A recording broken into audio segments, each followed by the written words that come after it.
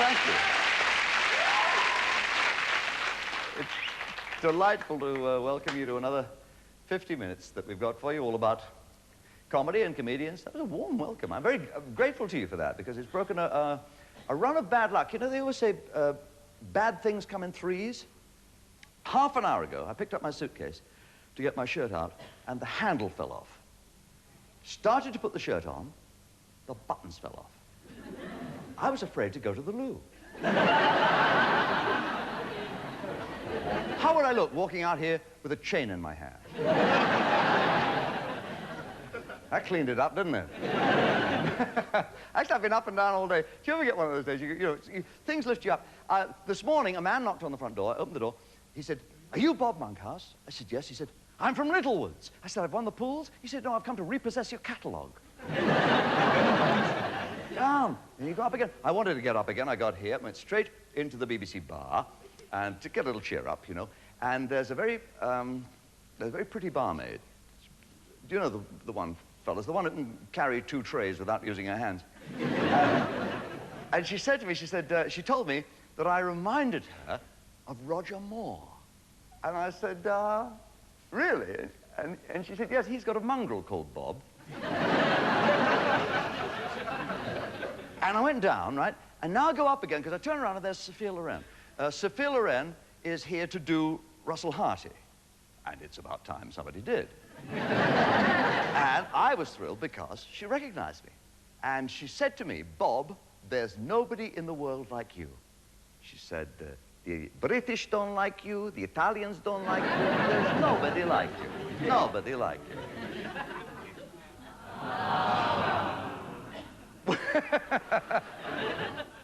You don't like him. I went to see, there's a resident BBC psychiatrist. I went to see him. And he said, "Come in, I've been expecting you," which unnerved me. He said, "Come in, sir." I said, "Why call me sir?" He said, "It's short for certifiable." And he said, have you got, what's the matter with you? He said, "Have you got phobias?" I said, "I have this terrible fear of heights." He said, "Don't worry," he said. "In your career, you won't be reaching any." And then I turn around and he's on the couch. I mean, shouldn't I be on the couch? He's on the couch, and he's telling me he's got a split personality. I said, what good is that to me? He said, "It comes in handy if you want a second opinion." That's a fake. I said, "Just a minute." I said, "When did you become a shrink?" He said, "It was during that cold winter of 1963. I'll let these jokes spread like rumors. I said to him, "I don't understand you," I said. "What made you become a psychiatrist?" He said, "The voices told me to."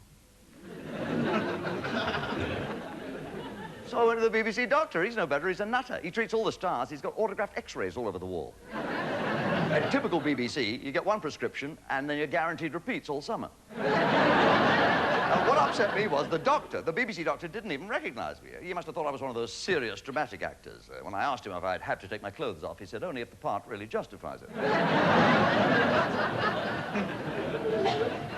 If you want to laugh, it goes, ha, ha. No, the man is useless. He knows nothing about medicine. I got to admit, I grew to like him, the BBC doctor. No matter where it hurts, he wants to kiss it better. Inevitably, of course, he makes mistakes. He put all Harry Stoneham's band on Valium. It took him half an hour to play the minute waltz. See, it's not their usual prescription. I can't tell you what they're on. No. We don't want to attract the police. Let me just say this. There is a reason why Harry Stoneham's band is known in the business as Herb Stoneham and the Marijuana Brass.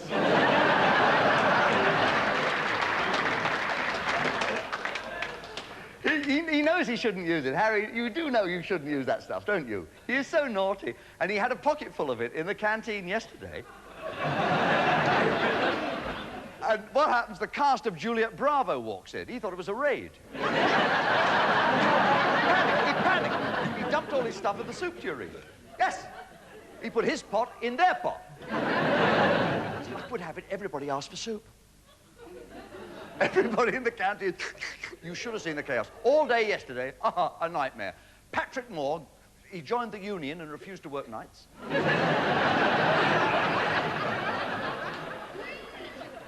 The makeup girl was spaced out. She tried to give me an egg shampoo and the chicken kept falling off my head. I saw Sir Robin Day in the corridor. I said, could I have a quick word? He said, yes, velocity. And moved on. Boy, George was so stoned, he was smitten by indecision. I saw him standing halfway between the ladies and the gents flipping a coin.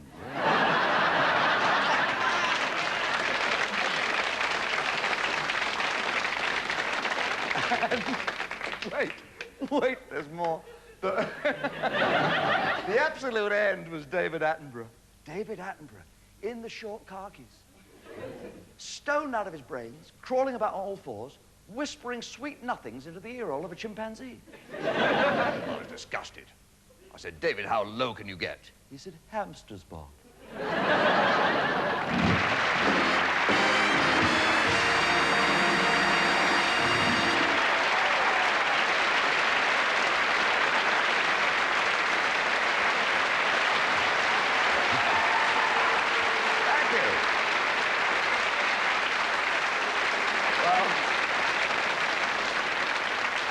Let me introduce my first guest. If Scotland has its Mull of Kintyre, the USA can derive just as much pleasure from its Mull of Los Angeles. And mulling, I suppose, is what he does, really. He mulls over ridiculous songs and absurd entertainment. In fact, he mulls over all kinds of matters, ranging from what Newsweek calls the shockingly irreverent to the simply silly. So let's meet the composer of such unforgettable hits as I'm Everyone I Ever Loved, and Noses Run in My Family. Ladies and gentlemen, I'm delighted to welcome Martin Mull.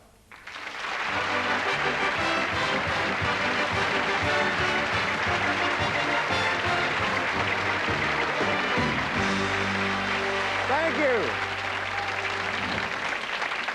Thank you. Oh, that's completely unnecessary. Please sit down. Thank you.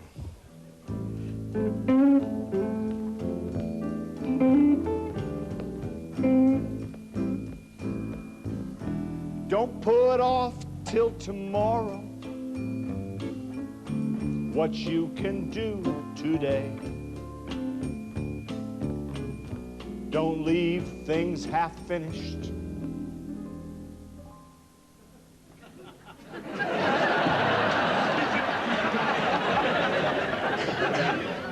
Thank you. That's all I've really done on that. This is really a thrill here to be a guest in your country and to be with Bob and so forth and so on. And I dabble in comedy from time to time, and I thought if we were going to do that, since that is the general thrust of the show, rather than be on thin ice, I should find out whether or not we're on the same wavelength in terms of what comedy is. So if I could indulge you for a second, I'd like to do a little comedy test before we go any further and make sure we are on that same wavelength. Because there are a couple of different kinds of comedy. Type 1 and, of course, Type 2 would be those two. You know, why don't we start with 1? This is a type of comedy, a personal favorite of mine. It's a little bit more literate. In fact, it happened, well, this joke happened while we were traveling here on holiday. We were up at one of the colleges up north and happened to be overhearing a couple of English professors you know, swapping jokes the way only they can. And I thought, this will be Type 1. It turns out that Byron and Shelley were very, very, very good friends. I guess you all know that, okay. No, that is true. Okay. At any rate, some evening, I don't know what happened, but Shelley ended up being arrested and thrown in jail for some misdemeanor, I'm sure. But at any rate, of course, Shelley being in jail, Byron being his best friend would, of course, come to visit him, okay? That's not the joke, but it goes on from there. And so, all right, picture this. Shelley is in jail, behind bars. And Byron comes down the hall to visit his friend who's been incarcerated, and he takes one look at Shelley in jail, and he says, Shelley, what the heck are you doing in there? Okay? No, that's not it. That's not, and so Shelley looks back out at Byron, who's walking down the hallway, a free man, and he said, well, Byron, what are you doing out there? Okay, that's Type 1. Type 2. These two fat black Mexican lesbians go into a paid toilet, but one of them just eats a whole can of baked beans, tosses a skirt right over her head, wearing hip boots. All right, I think we understand each other here. I guess Guess that ocean isn't quite as wide as I thought. Obviously, I know what you folks want tonight. You want to hear good, solid, well-played, well-executed, maybe even just a smidge meaningful bossa nova music. Am I right?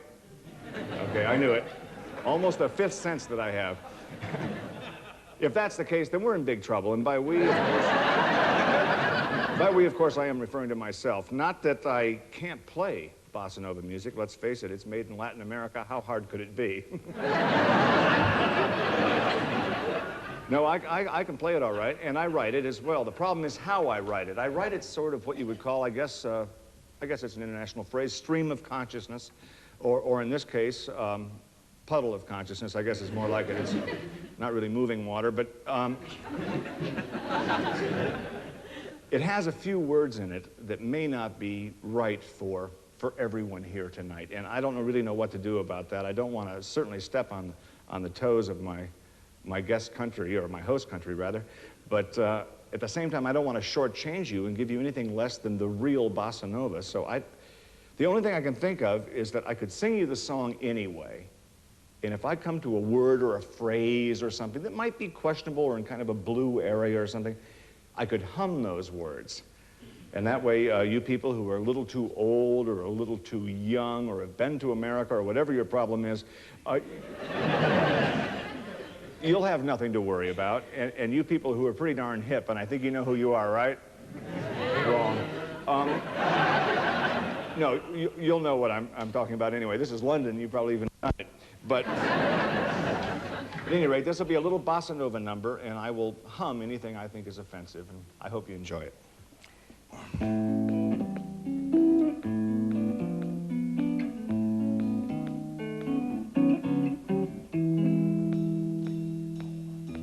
Last night I took you home,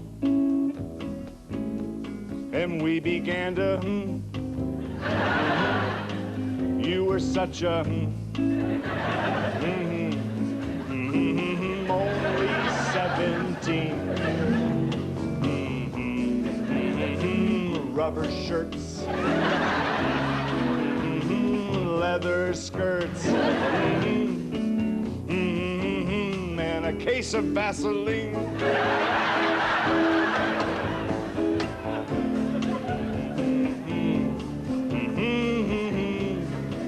Pick up the soap.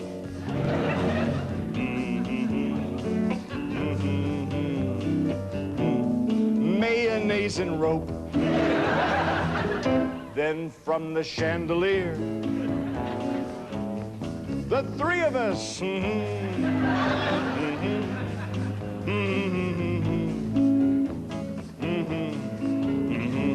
hospital for life.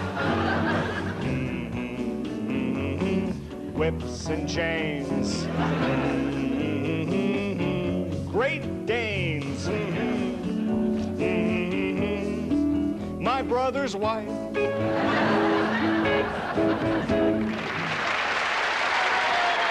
you. Thank you. Thank you.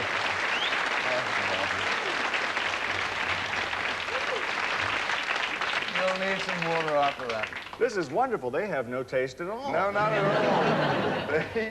Yes, you're not lacking in flavor, but you are lacking in...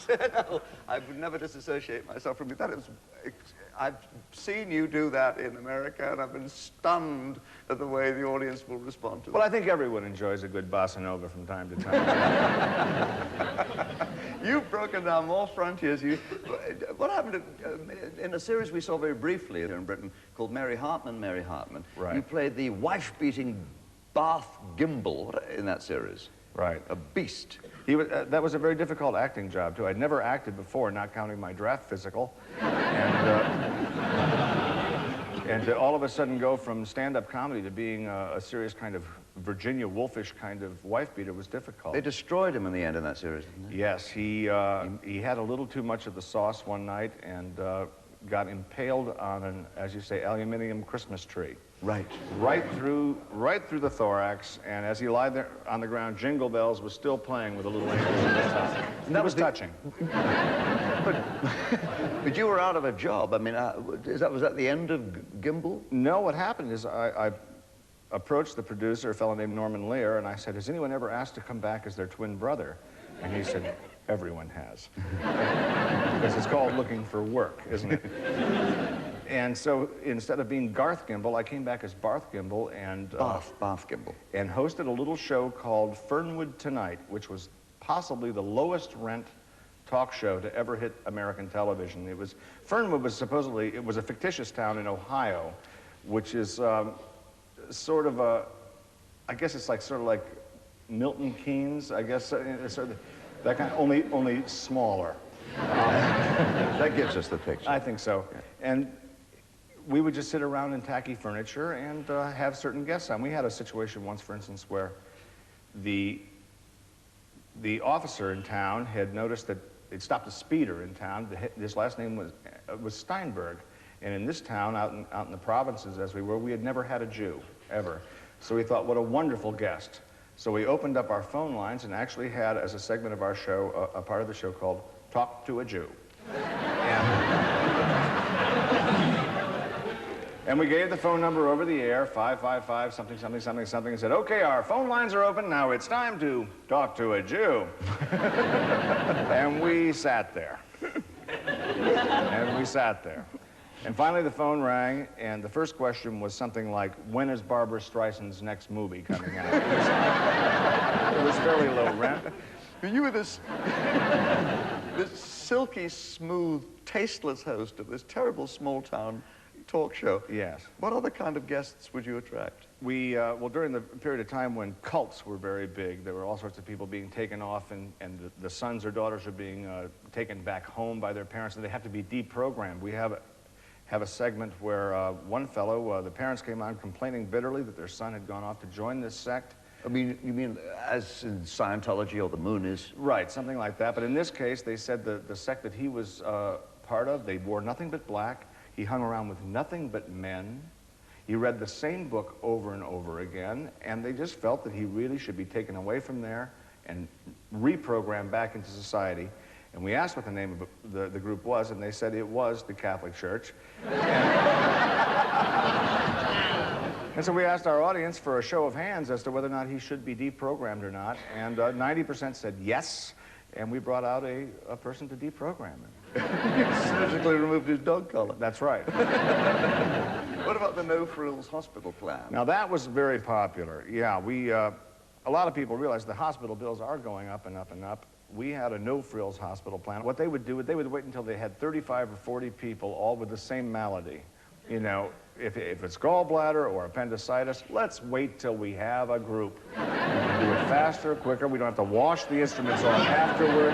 We can keep the same thing moving down the line, that type of thing. The surgery would actually be performed by a registered nurse who would be within walkie-talkie control with a doctor on a golf course.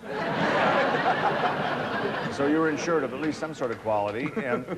And also there was a used flower shop, since a lot of the deceased, you know, they don't see the flowers after they're buried, and the flowers are still quite alive. Bring them back, sell them again. That's what we thought. So it was kind of a no-frills hospital plan, and the interesting thing was there were a number of people in Florida in particular that called up the station literally wanting to know how to get to be a part of this. Incredible, Mark. So if show business falls out, I'm going to open that up as a sideline. Yes. I'd like to do some new television programming, though I have trouble sometimes. A show, in fact, since a lot of it does come over here, maybe I could try it on your audience and see if they'd be interested. It's a show called Frontier Gynecologist. It would be a Western, and it would start out, I see, sort of in one of those Western 1800s saloons with one of those girls with the push-up things coming up to a guy saying, "Hi, Tex." Cut to another girl coming up to another guy saying, "Hiya, Buck." Cut to another person saying, "Hiya, Slim." And then the voiceover would say, "But no one said, 'Hi, Gene,' until Frontier Gyno." And then you see this guy on a horse riding in, and his stirrups are straight up in the air. It's usually at that point I'm thrown out of the office. Yes. Nowhere in our conversation tonight, which I've enjoyed greatly, have we touched on your great enthusiasm, your love for the folk music of early America. Well, first of all, I was involved in the folk music scare of the 60s back in the United States. There was a period when that stuff almost caught on. It was pretty close. It was, you know, like all these people sitting around in parks singing, "We Shall Overcome." I mean, what a thing to sing about, Bob. To me, that's between you, your spouse, and your doctor, and it is not something that should be just bandied about in public and in parks. It embarrassed me, but still my ability to stay young, which is obviously working so well,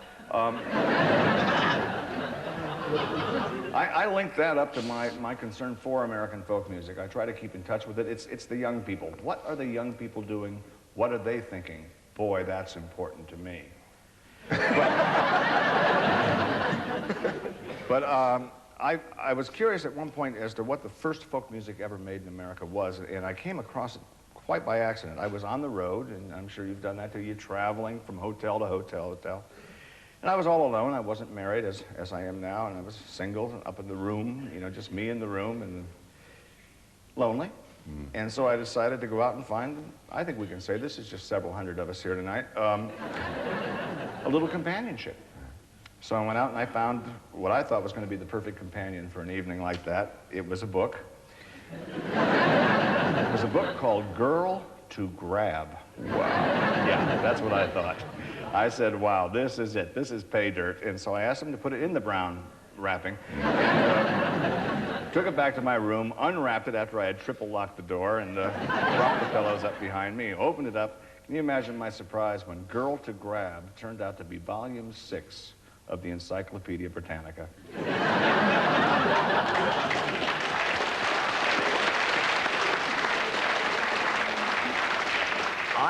I felt about that big, which was just the opposite of what I had in mind.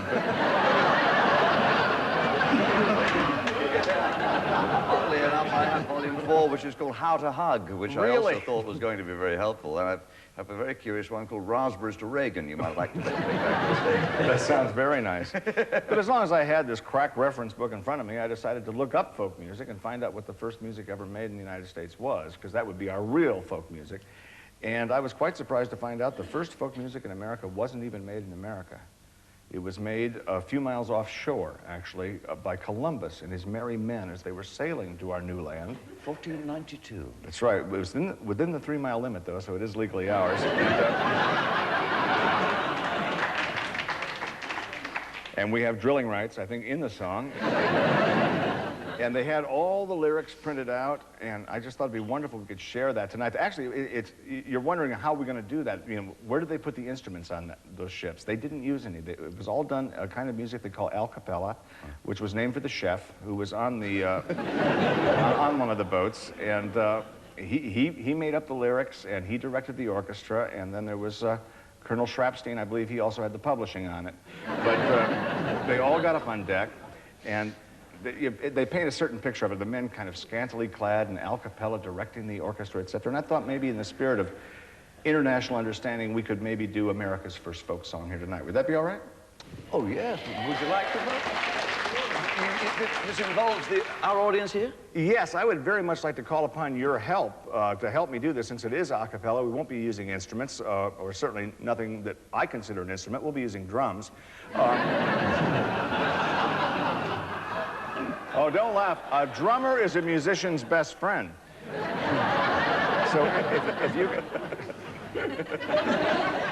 so if you'd like to help me out, that'd be terrific. Wendy, can we have a D, I think it is?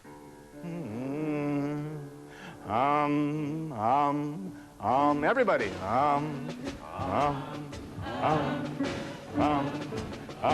right, that's good. That's the waves, though, huh? How about some seagulls? Anyone do seagulls? Okay. Okay, picture it. The men are on deck.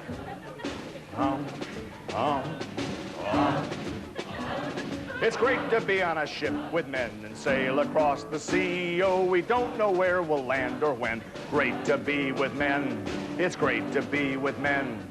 'Cause men can sweat and men can stink, and no one seems to care. Oh, we'll throw the dishes in the sink, clog the drain with hair. Oh, clog the drain with hair.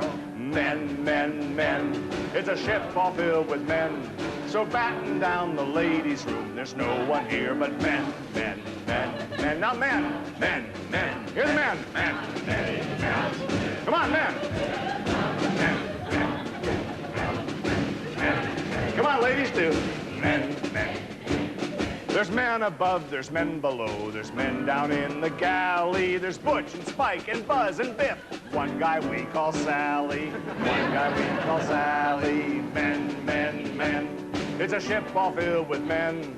You'll never have to lift the seat. There's no one here but men. Men, men, men, men. Modulate. Men, men, men, men, men, men, men. We're men and friends until the end, and none of us are sissies. At night we sleep in separate beds and blow each other kisses. Blow each other kisses. Men, men, men. It's a ship all filled with men. No matter that your zipper's down, there's no one here but men.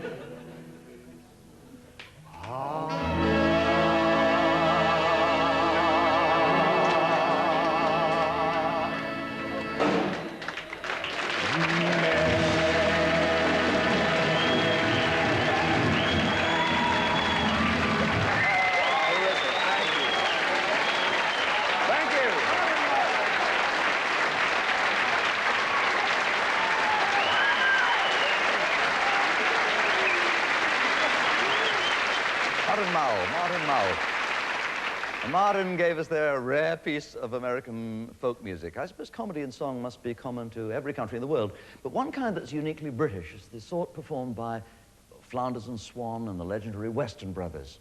All it involves is two men, a piano, and some sharply pointed satirical lyrics, as executed with elegant topicality by my guests, Kit and the Widdo.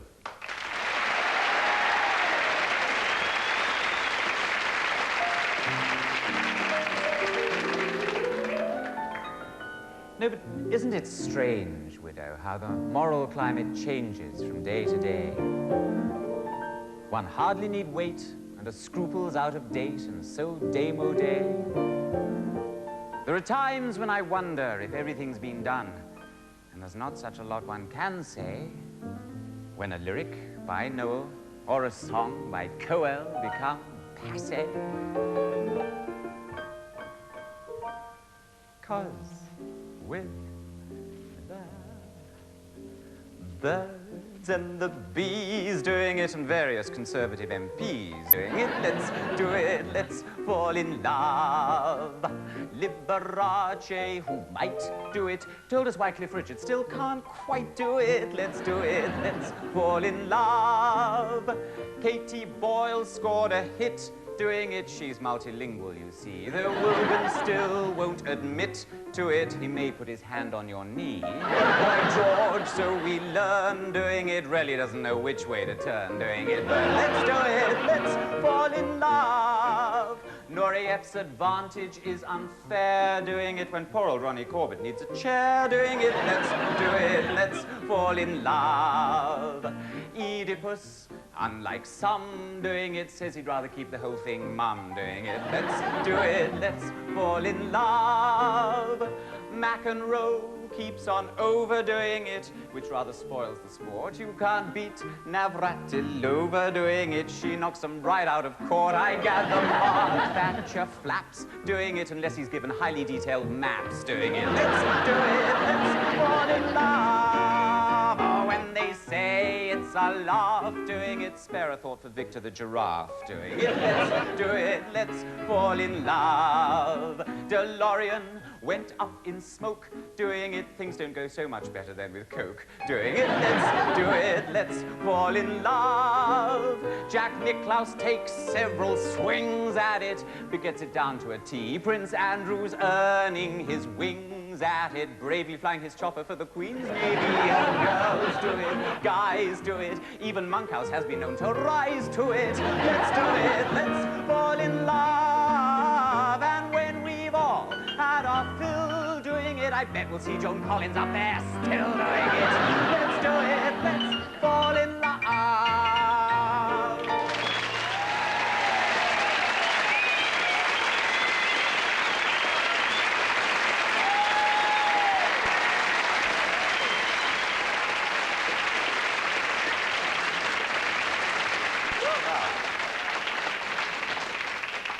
When my next guest left her school, her headmistress wrote in her final report, "This girl is very verbose and overwhelming and should go far." Well, that headmistress should do our weather forecasts. So let's say hi to the chalet maid, who's never going to get a yellow coat, the girl who always walks into a room voice first, Sue Pollard.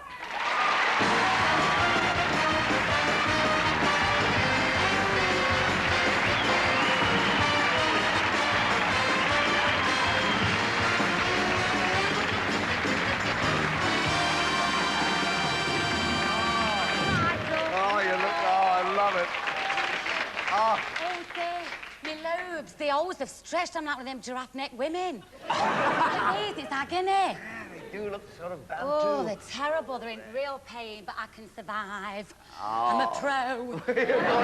You do it to You yourself. get me drift. You do it to yourself, Pet.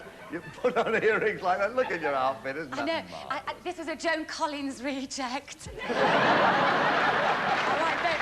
It's all right, isn't it? It's all right, dear. You know, I'm dying to go. I'm dying to go, and I couldn't get on because it said, right, you're ready, I heard my name, and that was it. I've also got something here. Well, this is not what it appears. Right, you go you... like that. Yeah. This is a little bag, and it comes out, and there we have it. Oh. Look at that. Isn't it gorgeous? Oh, Don't you just love that? Do you like it? Yeah. What do you think, girls? Would you wear that? Yeah? Thank you so much. Yes. Do your art out, Crystal.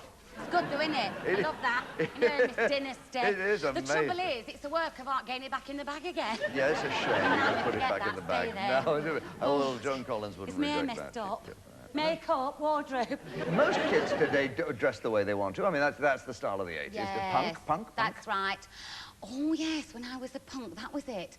Oh, it was a dreaded experience. I was a punk, you see, before, you know, they even could spell it. It was about, what was it, 19...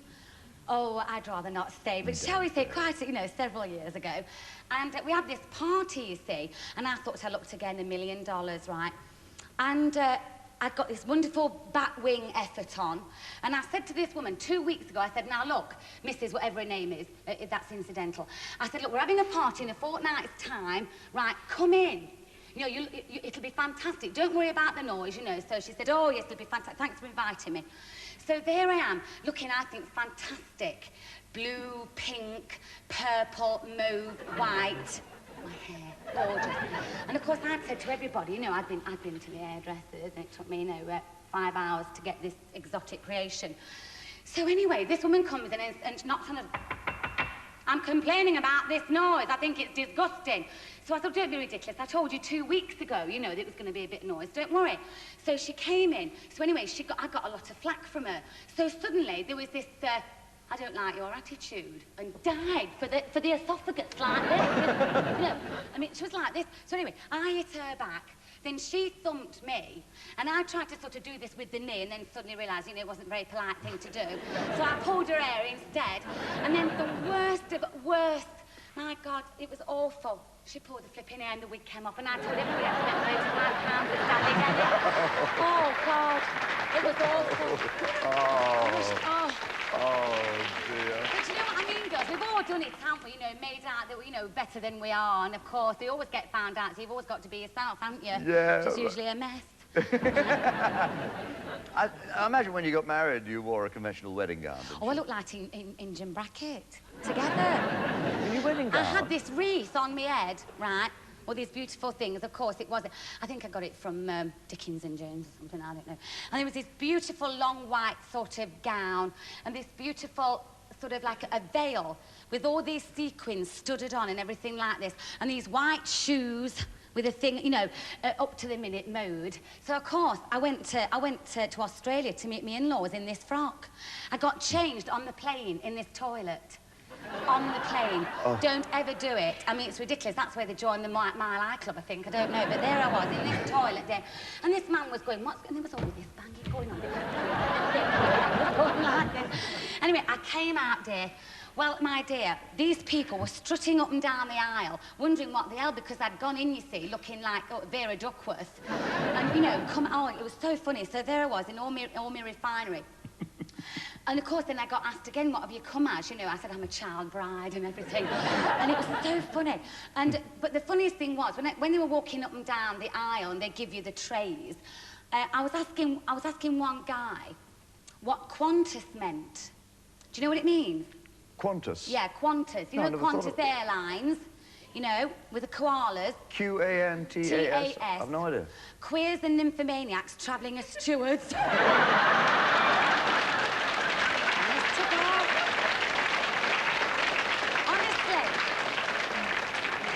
I spent the next 12,000 miles trying to find out which one was what. No wonder you went into show business. See, but you had your share of, we'll let you know, dear, and don't call us, we'll call you. And... Oh, God, it was awful, yes. I went to one audition and I sang. I thought, right, this is it. I forget when it was now, years ago. And I sang, which was the most stupid thing to sing, let's face it. I went on and I sang, all of me, why not take all of me? And this man from the store shouted, thank you, Miss Pollard, we don't want any of you at all. Doing awful. Oh, it was so funny. Sue, you went out on tour in a straight play. Oh, if you could call it straight. My first play, yes, it was terrible. I don't know how you kept yourself straight. Oh, God, it was awful. And the first line was, quick, Albert, let's have it off. And it went downhill from there. She was talking about his moustache. Oh, thank heavens for that. Can you imagine? Oh, it was awful. What about honestly. pantomime, Sue? You've done your share of panto. Oh, yes, and I've been given some terrible lines to say. There you were, deciding, you know, to go onto the great, big, beautiful evening out, you know. And I had to say one night, I do declare the Prince's balls get bigger every year. I did. I can't tell you. It's all awful. Sue, I've heard you sing. You're a terrific singer. Oh, thank you, please. But say more, I don't care. I can keep it all night. No, you really are. Thank you very much. You're a marvellous singer. What kind of songs do you like?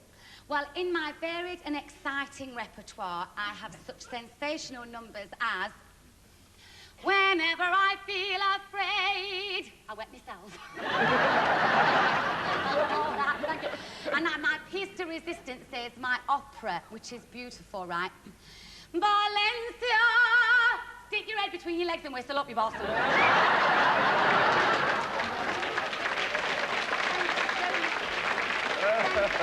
And my bestest one of all, right, this is it. Right, I recorded this for MGM. My grandmother. And it's entitled, My Old Man's a Lumberjack, so mind you don't sit on his chopper. Oh, sorry, Mother. Oh, you are? Now, this is it. Shall I tell you? Oh, I'm so sorry. I'm a Methodist. Right, what is it? Oh, yeah, you put me off. Shut up. This is it. This is it. Rub Balderma on your pimple. It really is terribly simple. It don't shrink the pimple a little bit. It bring the rest of the skin up level with it.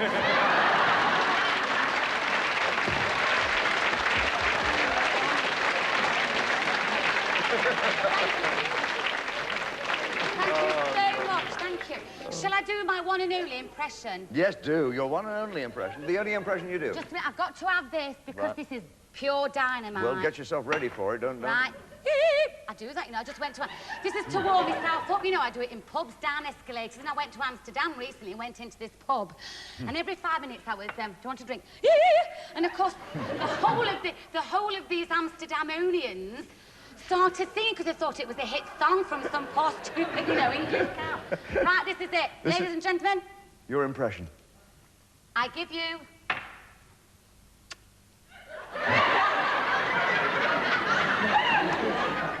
That's an owl on heat. Thank you. Shall I tell you one of my great jokes? Have you got a joke? Have you got a joke? Yes. Do you mind if I tell you this one. Now, it's a bit rude. It's not too rude. You haven't heard this. I'm sticking this one in because I just thought about it while I was on the toilet. Right. Right there. Here we go. Shall I tell you the other one first about the... Right. I've got this one for you. There was these two women discussing their love life over the garden fence. And one woman said, hey, Alice, is it true you've got 14 kids? She says, yes. She says, your husband ought to be ruddy well hung. She says, oh, he is.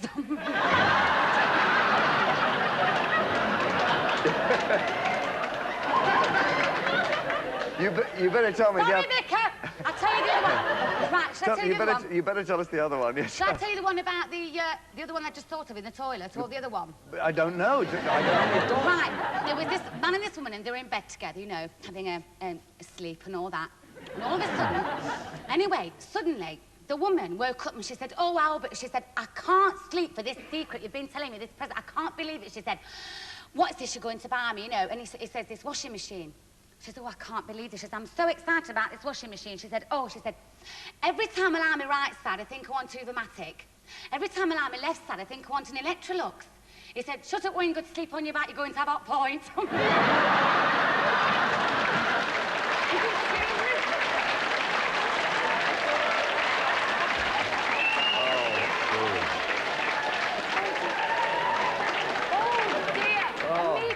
To be a Catholic, I can't walk. I've got another one. You'll love this. You'll love this. Have we got time for this? Yeah, we've got time for this. Right, there was this man. I'm sorry. I only said there was this man. But you get to the end of this? It's still there. It's all right. It attacks me anytime, night or day. Right. Anyway, where was I? Oh yes, this man had the most terrible stutter. Right. Must do something about this disease I've got in between my fingers. Anyway, so this man, he had this terrible stutter. So he went to this dance and he thought, I'll cure this. So anyway, he went to this dance and he saw this gorgeous girl on the other side of the dance floor. So he thought, I'll ask her to dance, you see. So he went over to her and he said, can I have this dance, please? And as it happened, she stuttered. So she said, oh, so anyway, they were stop it. So they were dancing around the front, they got talking, you know how you do, I do, it's more fun, I'm not that. Anyway, he said, my name's Peter, but I'm no saint. And she said, well, my name's Mary, but I'm not a very good dancer.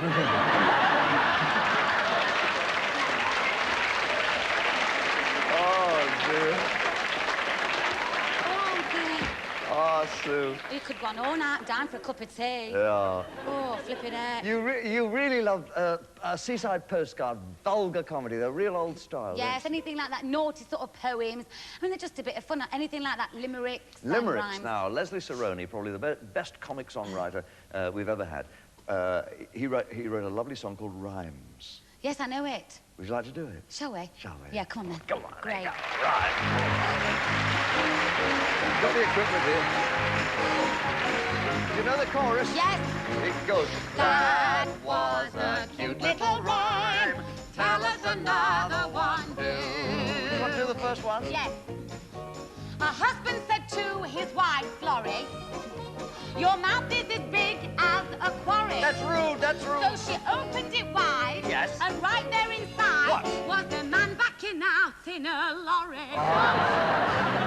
That was a cute little rhyme. Tell us another one, do. Oh, can I tell you one about that little shy lady? A shy lady. Here it comes.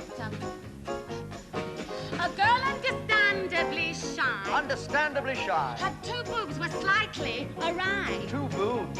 One drooped in repose while the other one rose. And the third looked you straight in the eye. Oh. I've got one for you. Yes? All the way from the Emerald Isle. Oh, great. A colleen from old Galway Bay. Yeah. Took a slow boat to China one day. She was tied to the tiller by a sex-starved gorilla. China's a bloody long way. Da da da da da da da. What about the one from from Zambezi. Zambezi, I remember that one. There was a young girl from Zambezi who said getting a man is damned easy. Don't wear any pants, and at every chance, stand somewhere that's frightfully breezy. It works, it works, it works. I have a moving one. I have a tender story. All right. This pigeon, I'll never forget it. It had broken its leg, so I set it. Oh. Also wounded its wing, so I mended the thing. And it was well by the spring, so I ate it. I've got one. Mine's not quite as moving as yours, but it's quite good. Who's it about? Here we go, Roger. Roger? Oh, that's a A daring one. cunning young fellow called Roger. His name is Roger. All day, it was terrible. He was a work dodger. A work dodger. He told Mrs. Sisson Yes. he held 20 positions, and now he's a favourite lodger. Ladies and gentlemen, Yes. Mr. Robert Monkhouse will now perform his own rendition of The Girls of St. Maur. Thank you. There was a young lass from St. Maur's who went to a ball with no drawers. Her mother said, Celia, don't let the boys kiss you, or they'll take you for one of those actresses. Beautiful mover. Let's have one from Norway. Shall we? Have you got one? I've got one. Right. There was a young lady from Norway who hung by her toes from the doorway. I like it so far. She shouted with glee, "Oh, Spain, look at me! I think I've discovered one more way." Oh, insane. Give me a place. Let's go to Spain next. There was a young lady from Spain. Ole! She liked a bit now and again. I don't mean now and again as in now and again, but now and again and again. That was a cute little rhyme. Tell us another one, It's been lovely meeting the real Sue Pollard here tonight, because it really is smashing. This is the real Sue that you've seen. I'm not Peggy, as you can see what I mean. Of course we can, dear. I've now got to go, Bob. Why, what is your next job? I've got all them chalets to clean. That was a cute little rhyme. Tell us another rhyme. Maybe some other time I've got to get me Vim. Leaving me stuck with him. We'll tell another one.